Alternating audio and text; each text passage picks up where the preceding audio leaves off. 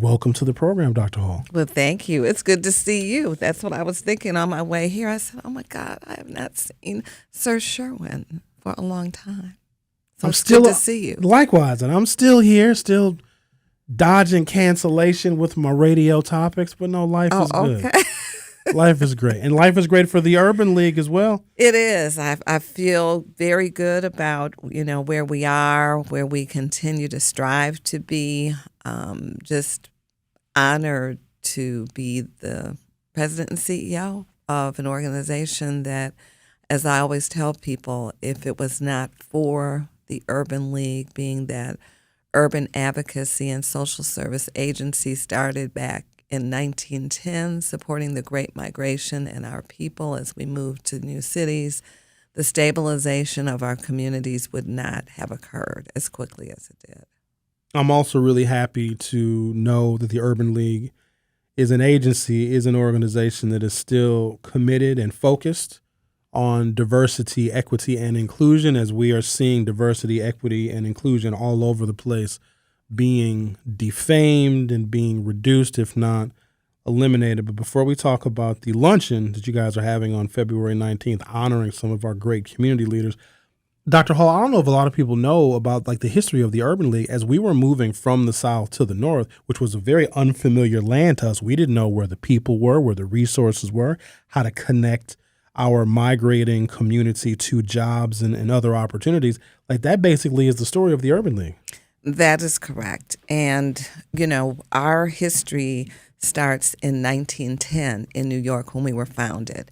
And we were founded by one of the first Black PhDs in welfare, social welfare, from Columbia University, and the widow of a railroad millionaire who was very passionate about the social issues of our communities, along with just some other, quite frankly, blacks and whites that came together, understanding the demographic changes that we're about to become and the need to have an organization in various cities to embrace the Black individuals and families that were moving from the South to the North for a better way of life. So we were created to provide support, Sherwin, in education, employment, housing, health, supporting entrepreneurs, addressing social justice issues, community engagement. We were the voice, quite frankly, and the liaison, especially to the business community, encouraging them to support the hiring of our people. Here in Milwaukee, we were founded in 1919, so we were part of that first decade of those that were founded around the country, and we're called affiliates. And we actually partnered to help start a community drugstore here in Milwaukee because, again, needs were not being met. And this was in the 20s. And so we have a history. We continue to focus on those areas. And equity, equality, diversity, those are issues at the core of who we are. So we are pushing that. In fact, we have our 3D mantra for 2024, which is defeat poverty, defend democracy, demand diversity. This is wonderful because the organization, with its 105-year history here in Milwaukee, is modernizing itself to meet the current needs. Obviously, the needs of African Americans in 1919 were dramatically different. Well, some were different, some are still quite the same. But the fact that the organization now has morphed into something that is necessary and needed for the current, very unusual times that we are in. Currently. Exactly. In fact, you may have heard about our drivers permit classes. So, that Thank you, by the way. I know when we all drive, right? So, unfortunately, our public school system has not been able to continue to offer the free driving education as they did years ago. What they offer is very limited, and it still leaves a gap. So what happens is our families technically have to go to these private schools for driver's ed, which can be $500 per person. And so we had already been doing our driver's permit classes for adults, and it was based on income and the support that was needed. But then we were seeing the gap with our young people. And excuse me. And so we now have classes for 15 through 17-year-olds and very limited in the amount of money that you have to pay. Really, it's about $35 depending on, your income level. But this has continued to grow. We've actually partnered with WTMJ, who had an adopted driver and a focus on reckless driving, and they were able to even raise $13,000 to go towards the growth of this program. We also know we have to be technology savvy. And so we've started a new program that is our Microsoft Office certification. So PowerPoint, Excel, Word, our students have a chance to become certified in that area. We've started it with adults. In fact, that will be starting next week because a lot of times we need our refresher courses, but we started this summer with our young people. So, that's an example of some of when you talk about morphing into the needs of today. We know just creating that pipeline, looking at apprenticeship programs, looking at healthcare, just some of the industries that need support. We're trying to streamline some of our focus areas, and we're actually in the middle of doing a program assessment of everything that we're doing to make sure that, we continue to stay aligned with the needs and also continue to look for ways to collaborate with other organizations and companies. Wonderful work you guys are doing, and I'm hearing a theme. It's really just readying, sharpening, and preparing our workforce. And we know driving is a part of, being in the workforce, having to commute to jobs. A driver's license, I hate to say it, but it's necessary here. Where in a lot of other metro areas, there's other forms of transportation that can get people from where they live to where the jobs are. Here, not so much. And also the Microsoft certification. This is stuff that people can add directly to their resume, those kind of soft office skills that just about any employer will require someone to have. So we are glad that you guys are involved in that work. Let's talk about February 19th, an event you guys are having, the Greater Milwaukee Urban League's annual Equal Opportunity Day Luncheon. And you guys are going to honor local community leaders and organizations making a commitment to equity and inclusion. Now, you guys can't do all the work. You have partners out there in the community, and you guys are also able, as an Urban League, recognize people who are really working very, very hard to create a much better place here in Milwaukee. So tell us a little bit about the event at the Pfister on February 19th. Absolutely. So Equal Opportunity Day, that's been around over 60 years now. It is named after one of our National Urban League presidents, Whitney M. Young Jr., who served 10 years as a president.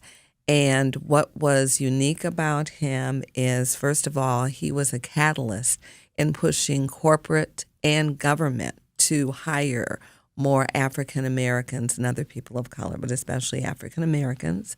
He really pushed for us to be upfront also in some of the civil rights issues. He doubled the staff, he doubled the budget of the National Urban League, and he was very much about personal and professional development. So because of that, we have the Whitney M. Young Jr. events all around the country. So all of our affiliates, and that's what we're called. There are 92 of us, as a matter of fact, in 36 states and the District of Columbia. We either have a Whitney M. Young Jr. dinner or a luncheon. Each affiliate decides what it will do. Ours has been a luncheon. We use this time, Sherwin, to recognize familiar names who've done great work, but we want to make sure that they have something in their memoirs that have come from the Urban League.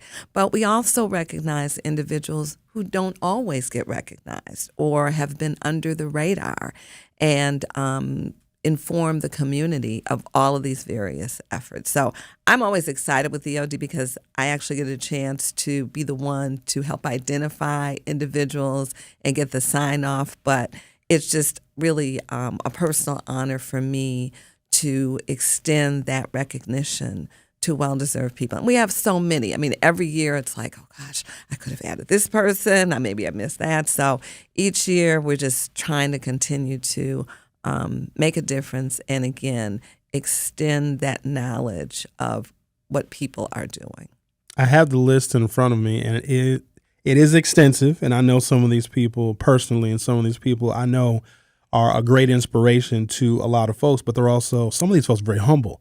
They will never brag about what they do. They are just quietly doing the work and making major impact in our community. So I'm glad that you guys are honoring these folks so their stories can be shared and hopefully they can inspire somebody else. Looks like John W. Daniels Jr. is going to receive the Whitney M. Young Jr. Award. Yeah. Certainly well deserved. Can the public attend this? Is this something that... Well, it is. Okay. So we're just about sold out. So I don't know. We may be able to squeeze a few more people in there. So, don't give up.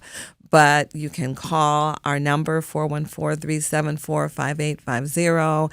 You can also go to our website and see if there are still some tickets available. It's attended by individuals as well as companies, but it is definitely for the public. The luncheon will also feature a special panel discussion on 2023 milestones with Milwaukee County Executive David Crowley, Milwaukee Mayor Cavalier Johnson, and Attorney Daniels. The website is tmul.org. Dr. Hall, we should also encourage people to join the Urban League now, shouldn't we? Yes, thank you, Sherwin. Make sure that you're a part of our recruitment. Yes, and you can join the Urban League for as little as $50. We have 2 auxiliary groups that you can participate in. We have the Young Professionals, that's the group under 40. We have the Guild over 40. These are individuals that volunteer as mentors. They support us at different events. They help with fundraising. They provide assistance with some of our programming. So, there's a way to connect directly with us or just donate. Again, you can go to our website, and if you like the things that we are doing, please contribute. We need the continued support. Our focus is especially education and employment. Under our advocacy work is home ownership and health equity. And then our auxiliaries focus on our Get Out the Vote and basically voter education and outreach so that we're really informed voters and know the issues and know the people that are out there running. The Greater Milwaukee Urban League's annual Equal Opportunity Day luncheon will honor local community leaders and organizations making a commitment to equity and inclusion. The event will take place on Monday, February 19th at the Pfister Hotel. Registration begins at 11 a.m. Awards program 11:30 until 1:15. For more information and to join the Urban League, go to their website, which is www.tmul.org. That is tmul.org for the Milwaukee Urban League. And Dr. Hall, so good to see you. Don't be a stranger now. I won't. Well, have me back. Have me back. We can talk about a lot of different issues going on in this city. Absolutely. And whenever you're in the area, just come knock on the window. We'll let you in. Okay, that sounds good. You are listening to The Truth with Sherwin Hughes on 101.7 FM. Don't go anywhere. I'll be right back.